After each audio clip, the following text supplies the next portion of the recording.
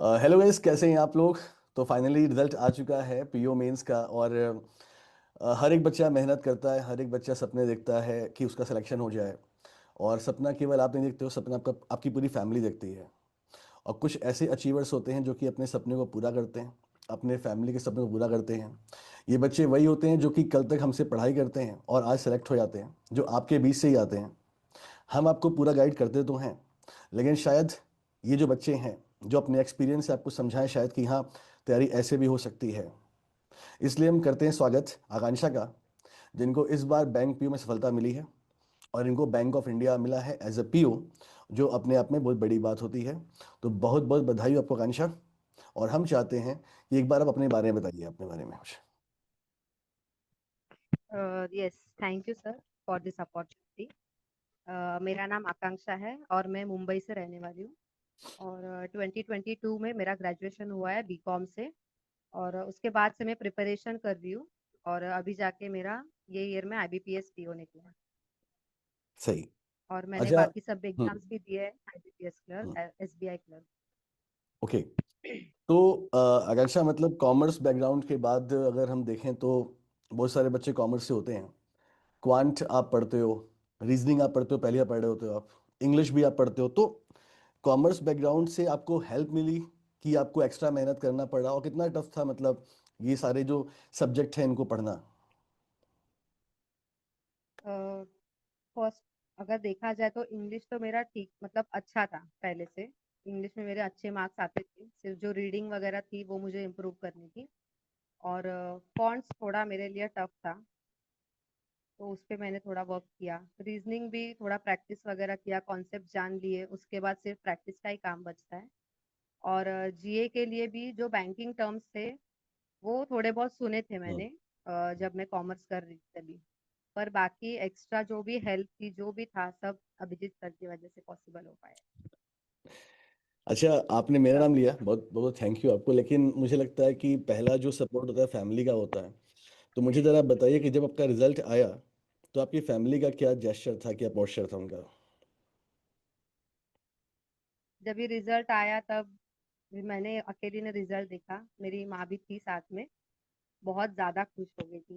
पापा हम्म। काम पे थे, उनको कॉल किया, वो भी बहुत बहुत ज्यादा खुश हुए। हम्म। मतलब ये ऐसी फीलिंग्स होती हैं कि जो आदमी बता नहीं सकता कि मतलब क्या वो महसूस करता है। यस। और उस समय कैसा लगता होगा। मतलब अच्छा है, मतलब मैं तो ये फील कर चुका हूँ एक बार। लेकिन वो हम बता नहीं सकते हैं, मतलब कि कितनी खुशी होती है वो। आकांक्षा, मतलब जब रिजल्ट आता है ना, सब कुछ अच्छा अच्छा हो जाता है, और जो बुरी चीज़ होती है वो हम छोड़ देते हैं पीछे। लेकिन मैं चाहता हूँ आपसे, क्योंकि आपने मुझे बताया कि 2022 में आपने तैयारी शुरू की थी, लेकिन बाद में आपने जॉब भी ज्वाइन किया था, तो आपने भी काफ़ी किया होगा, स्ट्रगल किया होगा। ऐसी वो कौन सी चीज़ थी जिसने आपको हमेशा मोटिवेट रखा कि नहीं, आप कर लोगे। और जॉब के साथ प्रिपरेशन प्रिपरेशन करना बहुत मुश्किल होता है, वो आपने कैसे किया, पूरा बताइए इसके बारे में। स्टार्टिंग में जब मैंने प्रिपरेशन चालू की थी तब मैं जॉब पे नहीं थी। हम्म। पर उसके बाद 2022 और 2023 में मेरे कोई एग्जाम्स नहीं निकल रहे थे। तो तब मैंने डिसाइड किया कि साइड बाय साइड में जॉब कर लेती हूँ, क्योंकि फिर गैप आ जाता है बीच में, रेज्यूमे में कुछ नहीं रहता आपके, हम्म। तो हम्म। उसका भी अफेक्ट पड़ता है बाद में। हम्म। तो इसलिए मैंने प्राइवेट बैंक ज्वाइन की। उसके बाद जब मैंने एग्जाम्स दिए तब मेरा सिर्फ मार्जिन से रह रहा था। तो मेरे अंदर वो होप थी कि नहीं, मुझे ये क्लियर तो करना ही है। हाँ, हमेशा के लिए मुझे प्राइवेट बैंक में नहीं रहना है। हम्म। तो वो चीज़ ने मुझे मोटिवेट किया कि और प्रिपरेशन करने के लिए। उसके हम्म। बाद जब एसबीआई क्लर्क आया अप्रैल में लास्ट ईयर, हम्म। तभी जब मेरा 3 मार्क्स से रह गया था फाइनल रिजल्ट, ओके। तो तब मुझे वो किक मिली कि नहीं, करना है और ये हम्म। साल पोस्ट निकालनी है। अच्छा। तो हालांकि फिर एक मैंने क्वेश्चन उसके में। बाद से जॉब छोड़ के फुल टाइम प्रिपरेशन की और ओके। हो गया अभी। ओके। ओके। यस। एक क्वेश्चन जो मुझे लास्ट में चाहिए था पूछना, अपने पहले पूछता हूँ। क्योंकि आपको बैंक का भी एक्सपीरियंस था, तो क्या इंटरव्यूज में आपको इसकी हेल्प मिली थी इसकी। यस सर, बहुत ज्यादा हेल्प मिली, क्योंकि ग्रेजुएशन 22 में हुआ है तो अभी उसको 3-4 साल तो हो गए। और बीच में जॉब जॉब किया है, वो भी प्राइवेट बैंक में ही किया है, तो उसी से उन्होंने क्वेश्चंस पूछे मुझे। अच्छा। ओके। यस। ठीक है। अच्छा आकांक्षा, मतलब आप मुंबई में रहते हो, मुंबई में बहुत सारी जॉब की अपॉर्चुनिटी मिल जाती हैं। मैं भी रहा हूँ मुंबई में, खासकर में रहा हूँ मैं नई मुंबई में। तो वहाँ पे अपॉर्चुनिटी मिलती है, तो एक मेट्रो शहर में रह के फिर गवर्नमेंट जॉब की प्रेरणा कहाँ से मिली आपको? इंस्पिरेशन कहाँ से मिला आपको? एक्चुअली मैंने कोरोना के टाइम पे सर्च किया था बहुत कि मैं ग्रेजुएशन के बाद क्या कर सकती हूँ, तभी बैंक जॉब मुझे मतलब देखा, सब मैंने सर्च किया। तब सही लगा मुझे कि प्रोसेस भी 1 ईयर में आपको जॉब मिल जाती है, जॉब सिक्योरिटी भी रहती है, सैलरी भी अच्छी खासी होती है। हम्म। और मेरी मौसी भी बैंक में ही है। अच्छा। तो ये सब चीजें देख के मैंने डिसाइड किया कि बैंक जॉब करना है। बैंक जॉब करना है, सेफ्टी भी है, सिक्योरिटी भी है, और फीमेल्स के लिए ग्रोथ भी काफ़ी है सरकारी बैंकों में। तो ये बात तो है। अच्छा आकांक्षा, अब मैं चाहता हूँ कि जब आपने तैयारी शुरू की होगी तो आप बिगनर रही होंगी, धीरे धीरे फिर आप उसमें मैच्योर हुई। आपकी स्ट्रेटजी क्या होती थी पढ़ाई करने की, प्री के टाइम पर और फिर मेंस के टाइम पर? प्री के टाइम पे जब मैंने स्टार्टिंग में पढ़ाई की थी, तब 1 साल के बाद में मेरे प्री निकल रहे थे। तो जब मेंस आता था तब मैं सिर्फ मतलब अगर दूसरा कोई प्री रहता है तो सिर्फ उसका मॉक देती थी। ये साल तो सिर्फ वही हुआ है कि सब प्री मेंस सब जंबल हो गया था। तो मेंस के टाइम पे प्री के सिर्फ मॉक लगा है, बाकी एक्स्ट्रा कुछ नहीं पढ़ा है। जो भी था मेंस का ही पढ़ा है बस। ओके। ओके, सही। मतलब आप ये कहना चाह रहे हो कि मतलब प्री और मेंस को साथ में लेके चल सकते हैं हम लोग? Yes yes. ज़्यादा बेनिफिशियल वही रहेगा हमारा, है ना? अच्छा वही रहेगा। आकांक्षा, जैसे जब एक बच्चा तैयारी करने आता है तो वो पेड कोर्स भी ले ही लेता है और यूट्यूब भी ले लेता है। और जब से चीज़ें ऑनलाइन हुई है ना, तो मुझे ऐसा फील होता है कि इतना कंटेंट हो जाता है ना, बैक टू बैक क्लासेस है, बैक टू बैक यूट्यूब पर भी क्लास है, पेड भी क्लास है। फिर इंसान अपना प्रैक्टिस कर नहीं पाता उसमें। वो कैसे मैनेज करना चाहिए? अभी मैंने जो गलतियां की कि सिर्फ पीडीएफ जमा करती थी। पर इम्पोर्टेंट ये है कि पीडीएफ जितना जमा करो उतना पहले सॉल्व करो। जो मटेरियल है आपके पास वो पहले हम्म। सही से खत्म करो, फिर हम्म। दूसरे के पास जाओ। और बिल्कुल सही। अगर कोर्सेज की भी बात करें, तो अगर कोई स्टार्ट कर रहा है तो उसको पहले यूट्यूब से देखना चाहिए। हमारे पास इतनी अपॉर्चुनिटी है कि हम लोग फ्री कोर्स भी मतलब जो फ्री मटेरियल रहता है वो उसका एक्सेस भी बहुत ज्यादा है, सिर्फ सर्च करना है और बाइफरकेट करना है उसको। तो पहले जो भी कोर्स लेना चाहता है वो पहले वो एजुकेटर का फ्री में देखे, अगर ठीक लगे तो ही पेड में करे। नहीं तो फ्री में भी बहुत कंटेंट अवेलेबल है यूट्यूब पे। सही है। आकांक्षा, लास्ट 10 डेज की स्ट्रेटजी क्या होनी चाहिए प्री एग्जाम के लिए? प्री एग्जाम के लिए हाँ। अ, तभी तो बस मॉक ही लगाने चाहिए, क्योंकि प्रैक्टिस तो हम लोग पहले से भी करते ही आते हैं। पर जो एग्जाम में जो हमें फेस करना है वो मॉक से ही होता है। और अगर ज्यादा प्रेफर है कि लैपटॉप से ही दे। मैं पहले ये गलती करती थी कि मैं मोबाइल से मॉक देती थी। हम्म। तो फिर जब मैंने एक्चुअल एग्जाम में देखा तब मेरे मार्क्स कम आते थे और मॉक्स में ज्यादा मार्क्स आते थे। तो वो मुझे रियलाइज हुआ कि नहीं, ये गलत हो रहा है। तो फिर मैंने लैपटॉप से मॉक देना चालू किया, तभी मेरे मार्क्स इम्प्रूव हुए। अच्छा, ये बहुत अच्छी बात आपने बोली। मतलब ये बात बच्चे जो समझे ना, उनको मतलब ये सॉफ्ट चीज़ें हैं, छोटी चीज़ें हैं, लेकिन ये एग्जाम में मैटर कर जाती हैं, है ना? एक्चुअली बहुत अच्छा, ज्यादा मैटर करती है। जब एग्जाम आप देते हो ना, आप चाहे प्री का हो चाहे मेंस का हो, ऐसा हो सकता है कि मतलब आपसे क्वेश्चन शायद ना बने, और जब क्वेश्चन नहीं बनते हैं तो बड़ा प्रेशर आ जाता है ना? तो जरा मुझे आप ये बताइए यस। सर, ये बताइए सिर्फ कि वो प्रेशर कैसे हैंडल किया आपने वहाँ पे?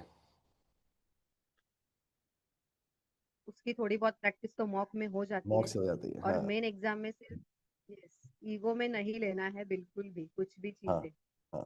ठीक है। क्योंकि ठीक है। हमारे पास दूसरी अपॉर्चुनिटी नहीं रहती। आईबीपीएस पीओ ये साल आया तो डायरेक्ट अगले साल आएगा, बिल्कुल वापस नहीं सही। मिलेगा। बिल्कुल सही, बहुत। हम्म। मतलब यार ये बात समझो, ये क्या बोलना चाह रही है आकांक्षा, पता है? अपॉर्चुनिटी एक बार मिलती है बस एक साल में। तो उसके लिए इतनी मेहनत कर देनी चाहिए कि फिर आपको दोबारा मतलब ये सोचना ही ना पड़े कि यार चलो इस साल नहीं हो तो अगले साल हम चले जाते हैं, हम कर लेते हैं। उतना टाइम भी नहीं होता हमारे पास। आकांक्षा, एक बहुत चीज़ मैंने देखी है जो मेरा अपना एक्सपीरियंस भी है। जैसे आपने प्री का एग्ज़ाम दे लिया, अच्छा हुआ बुरा हुआ डजेंट मैटर। प्री के एग्ज़ाम देने के बाद मेंस होगा, हमारा 1 महीने के बाद होगा या 20 डेज के बाद होगा। बहुत सारे बच्चे ऐसा करते हैं जो कि प्री का एग्ज़ाम देने के बाद थोड़ा रिलैक्स हो जाते हैं, और जब रिजल्ट आता है तब वो पढ़ाई करना शुरू करते हैं। ये कितना ज़्यादा डेंजरस हो सकता है और प्री के तुरंत बाद हमारी क्या स्ट्रेटजी होनी चाहिए मेंस के लिए, दोनों बातों पर आप कुछ बताइए। यस।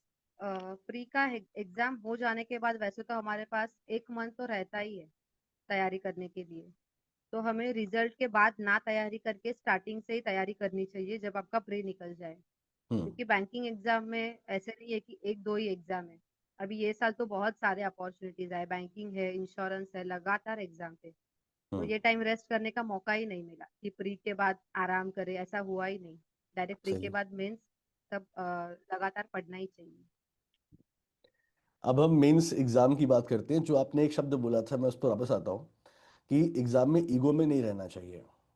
और सही बात है, मतलब जो क्वेश्चंस आपके नहीं बन रहे हैं वो क्वेश्चन आप स्किप भी कर सकते हो। आकांक्षा, आप क्या मुझे बता सकते हो कि रीजनिंग में और क्वांट दोनों में ऐसे कौन से क्वेश्चन आ सकते हैं जिस पे इंसान फंस सकता है, और या क्या अप्रोच होना चाहिए। मैं एक पेपर आ गया हमारे सामने, मेंस की बात मैं कर रहा हूँ, क्वांट का आ गया या रीजनिंग का आ गया, तो उसमें हमारा अप्रोच क्या होना चाहिए? पहले हमें क्वेश्चन पढ़ना चाहिए, कैसे, आपने क्या किया था? मैंने ये स्ट्रेटजी फॉलो की थी कि पेपर कोई भी हो, प्री हो, मेंस हो, कोई भी हम्म। सेक्शन हो, हम्म। स्टार्टिंग के 1 या 2 मिनट में मैं पूरा पेपर गो थ्रू करती थी। कभी कभी ऐसा हो जाता है कि स्टार्टिंग में डीआई आ जाता है और वन लाइनर लास्ट में रहते हैं। और डीआई दिखने में इजी लगते हैं, पर वो होते डिफिकल्ट है अगर उसके अंदर घुस जाओ, फिर वो ईगो पे हम्म। आ जाता है। हम्म।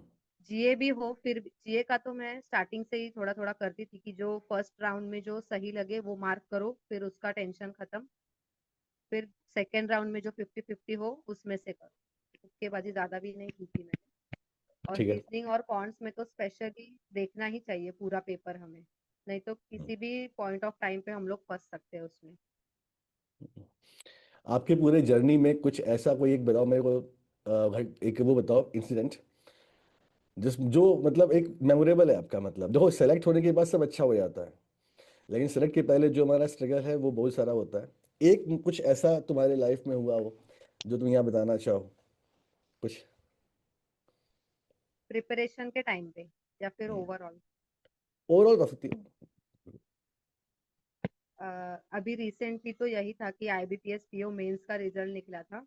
और हम्म। पेपर मेरा काफी भी अच्छा नहीं गया था, अटेम्प्ट ज्यादा नहीं थे, तो मुझे डर था कि मेरा होगा या नहीं होगा। तो जब मैंने देखा, thank you are inviting for the interview, तब भी मैं हम्म। बहुत ज्यादा खुश हो गई थी, बहुत ज्यादा। हम्म। मतलब तुमने प्री क्वालिफाई कर लिया, मेंस कर लिया, अब इंटरव्यू की बारी आती है। तो इंटरव्यू में तुम्हारा क्या एक्सपीरियंस था, क्या रहा एक्सपीरियंस? अभी तक मैंने आईबीपीएस पीओ के 2 इंटरव्यू दिए, तो हम्म। पहले से बेटर था ये वाला इंटरव्यू। ओके। तभी मैं न्यू थी तो मुझे इतना आइडिया नहीं था, मैंने ज्यादा प्रिपरेशन भी नहीं किया था। बट ये टाइम पे मैंने आपको फॉलो किया, आपका ग्रुप ज्वाइन किया टेलीग्राम, जो भी आपने हम्म। फ्री लेक्चर्स लिए वो अटेंड किए। यूट्यूब पे आपके जो बैंकिंग अवेयरनेस था या आरबीआई सर्क्यूलर था, वो सब हम्म। पढ़ा। और उससे बहुत हेल्प हुई, जो भी मेरा प्रीवियस एक्सपीरियंस था उससे भी बहुत ज्यादा हेल्प हुई मुझे। हम्म। अच्छा, लैंग्वेज की दिक्कत कोई होती है क्या, कि आपको इंग्लिश में ही बोलना है या फिर हिंदी में ही बोलना है, या जो भी आपकी लैंग्वेज है, कुछ दिक्कत ऐसी?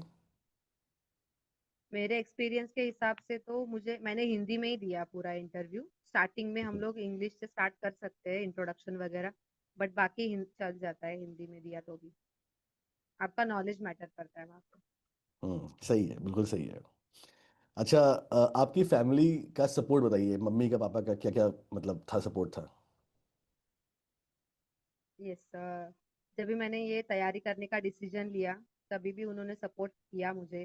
और अभी 4 साल होने को है, वो सपोर्ट ही कर रहे हैं मुझे। हम्म। और ये साल मैंने जॉब भी छोड़ा पढ़ाई के लिए, तभी भी मतलब ऐसा कुछ बोला नहीं उन्होंने, वो एक अनसेड सपोर्ट ही था मेरे लिए। मतलब ऐसा नहीं है कि हाँ तू कर वगैरह, बट स्टिल उन्होंने कुछ अपोज भी नहीं किया मुझे। तो वो भी एक प्रकार का सपोर्ट ही है मेरे लिए। आकांक्षा, बहुत बड़ी एक पॉपुलेशन होती है, एक बहुत बड़े एक संख्या होती है बच्चों की जो कि जॉब भी करते रहते हैं। अच्छा, जॉब छोड़ना आप बहुत इजीली बोल रहे हो, लेकिन वो एक बड़ा डिसीजन होता है लाइफ में, तो कितना टफ था आपके लिए वो? बहुत ज्यादा टफ था, बहुत ज्यादा। क्योंकि एक हैंडसम अमाउंट की सैलरी को छोड़ना हम्म। और वापस से फुल्ली प्रिपेयर करना बहुत हम्म। डिफिकल्ट है। बट स्टिल मैंने खुद पे भरोसा रखा, क्योंकि मुझे पता था कि मेंस मेरा सिर्फ मार्जिन से रह रहा है। तो मैं अगर थोड़ा एक्स्ट्रा एफर्ट लगाऊं, थोड़ा अच्छे से करूँ, तो हो जाएगा मेरा, ये बिलीव था मुझे खुद पे। इसलिए मैंने डिसीजन ले लिया वो। और अभी सच हो गया वो डिसीजन की, अच्छा हाँ। हुआ मैंने किया, ऐसा लग रहा है मुझे। आप ना चीज़ों को इतना इजीली बोल रहे हो, मतलब अच्छा है, मतलब बहुत काम हुआ। लेकिन मैं समझता हूँ कि इसके पीछे कितना आपने सोचा होगा, कितनी आपने मेहनत की होगी, कितना होता नहीं, इंसान एक थिंकिंग ओवर थिंकिंग हो जाती है कि यार मैं जॉब छोड़ रही हूँ, नहीं हुआ तो फॉर एग्जाम्पल क्या होगा, तो इतना इजी होता नहीं है। और तो मैं बहुत खुश हूँ आपके लिए कि आपका सिलेक्शन हुआ और आपने अपने सपनों को पूरा किया। और अच्छा, आपका फ्यूचर प्लान क्या है? अभी तो मैं ये फेज एंजॉय करने वाली हूँ। अभी पढ़ाई बहुत हो गई, अभी थोड़ा ठीक है। एंजॉयमेंट। फिर ठीक है। देखेंगे, इंटरनल जो एग्जाम रहते हैं, जैब कैब रहता है, उसका जैब कैब, प्रिपरेशन कर हाँ। रही हूँ। ओके। ओके। एक बात मेरी याद रखना हमेशा, किसी बैंक में जो एमडी होते हैं ना, एमडी टॉप लेवल मैनेजमेंट, वो पीओ से ही होते हैं। यस। तो आपके पास ही चांस है वो। हाँ। तो लाइफ में ना हमेशा आगे बढ़िएगा। और देखो, काम करना किसी को अच्छा लगता नहीं है ना? लेकिन आप एक पैशन रखना और काफ़ी आगे जाना आप, क्योंकि आप जैब कैब मुझे पता क्वालिफाई कर लोगे तुरंत, सैलरी बढ़ जाती है उससे। लेकिन उसमें यस। संतुष्ट मत रहना, खूब मेहनत करना और जो भी रिस्पॉन्सिबिलिटी मिले उसे पूरा करना। मैं चाहता हूँ कि आप स्केल 1 बने, स्केल 2 बने, स्केल 3 बने, आगे भी जाएं, खूब करें। आकांक्षा, आपसे बात करके मुझे ऐसा लग रहा है कि आप अच्छे टीचर भी हो। आप अच्छे टीचर भी हो, आप अच्छे मोटिवेटर बन सकते हो। एक लाइन जो आप बोलना चाहो उन सारे बच्चों को जिनका सिलेक्शन नहीं हो पा रहा है। एक तो मैं बोलूंगी कि वो जो मैंने बोला कि स्टडी मटेरियल के बारे में, कि जो है पहले वो करो, सबके पीछे मत भागो। क्योंकि बहुत यूट्यूब पे बहुत एजुकेटर्स है, आपको उसका भी करना है, उसका भी हम्म। लेक्चर देखना है, ऐसा हम्म। लगेगा। पर एक या दो पे ही स्टिक रहो, क्योंकि सब लेक्चर आप नहीं देख पाओगे, इतना टाइम रहता भी नहीं है, चार हम्म। सब्जेक्ट रहते हैं। हम्म। तो वो बस अच्छे से मैनेजमेंट करो। तो मुझे 4 साल लगे वो हम्म। समझने में, वो आप मत करो बस। बहुत अच्छी लाइन आपने बोली आकांक्षा। अभी एक बच्ची और थी, उसका भी मैं इंटरव्यू ले रहा था अभी, उसने भी सेम बात ही बोली। क्योंकि ऑनलाइन होने से ना क्या है कि इतना सारा ऑप्शन आ जाता है ना कि हम फिर थोड़ा इधर उधर परेशान रहते हैं कि ये पढ़ ले, वो पढ़ ले, ऐसे पढ़ ले, वैसे पढ़ ले, और उसमें हमारा टाइम बहुत लॉस हो जाता है। और दोस्तों, मैं आपको बता दूं, आकांक्षा ने बहुत शॉर्ट नोटिस पे मुझे इंटरव्यू दिया है। इन्हें बहुत काम था, ये अभी अपना डॉक्यूमेंटेशन कुछ करने जा रही थी। लेकिन थैंक यू सो मच आकांक्षा कि आपने मुझे टाइम दिया। आपने टाइम मुझे दिया, आपने टाइम मुझे नहीं दिया, आपने टाइम उनको दिया है जिनको इस वीडियो की ज़रूरत है। आप अचीवर हैं, आपने कुछ बताया है। ये वीडियो ऑन ईयर जाएगी यूट्यूब पर, बहुत सारे लोग देखेंगे और बहुत सारे लोग सीखेंगे भी आपसे, और सीखना बनता भी है क्योंकि आपने अचीवमेंट किया है। Ajay, thank you so much, आप हमारे कहने पर बड़े शॉर्ट नोटिस में आए। आपने बहुत अच्छे से इंटरव्यू दिया। आपने बड़े छोटे छोटे पॉइंट बताए जो कि बहुत ज़रूरी हैं, जैसे मोबाइल लैपटॉप का डिफरेंस। ये कोई बोलता नहीं है, आपने बोला, और ये बहुत इम्पैक्ट करता है ये। आपने जॉब छोड़ी, वो भी आपका एक डिसीजन मेकिंग पावर है ये आपका। तो इससे आपने कुछ सिखाया हमें। Thank you so much. और हैव अ ब्राइट फ्यूचर। आप खूब आगे बढ़िए, तरक्की कीजिए, हमेशा खुश रहिए लाइफ में। और जब भी आपको हमारी ज़रूरत पड़े, हमेशा मैं अवेलेबल है किसी भी गाइडेंस के लिए। Thank you so much, thank you so much. जरूर। सर, मुझे एक चीज बोलनी है, जो हाँ हाँ। सबको पता चलनी चाहिए, जी। कि 22 से मैंने आपको फॉलो किया, और ओके। तब से सिर्फ मैंने आपको ही फॉलो किया, सिर्फ आपको। और आप जो भी कॉन्सेप्ट पढ़ाते हो, मुझे सब समझ में आता है, सब। इसलिए उतना कॉन्फिडेंस आता है। और हम्म। जो आपकी यूनिकॉर्न मैगजीन है, उसका मैं प्रिंट करवा देती पूरा, और हम्म। पूरा अच्छे से पढ़ती थी। और जो आपके वीकली वीडियोस रहते हैं, वो भी बहुत ज्यादा हेल्पफुल रहते हैं। क्योंकि अभी मेरा ऐसा हुआ था कि मुझे मैगजीन पढ़ने का टाइम नहीं था, या फिर हम्म। जो भी आरबीआई के डिफिकल्ट क्या बोलते हैं, अपडेशन रहते हैं या न्यूज हम्म। रहते हैं, वो समझ में नहीं आते थे। तो वो मैं वीडियो से करती थी। हम्म। अगर वीडियो से एक बार देखो, तो पढ़ने में फटाफट वो समझ में आ जाता है। तो अगर कोई अभिजीत सर को फॉलो करना चाहता है, आंख बंद करके फॉलो कर सकता thank you so much Ansha for your kind words. और आपने ये बात यहाँ बोली, मुझे बहुत अच्छा लगा। और मैं कभी नहीं भूलूंगा कि आपने मेरे लिए इतने अच्छे शब्द शब्द बोले हैं। Thank you so much. आप खूब तरक्की कीजिए लाइफ में, खूब आगे बढ़िए, हमारी यही ईश्वर से प्रार्थना है। Thank you so much Ansha, thank you. है। Thank you sir. Thank you.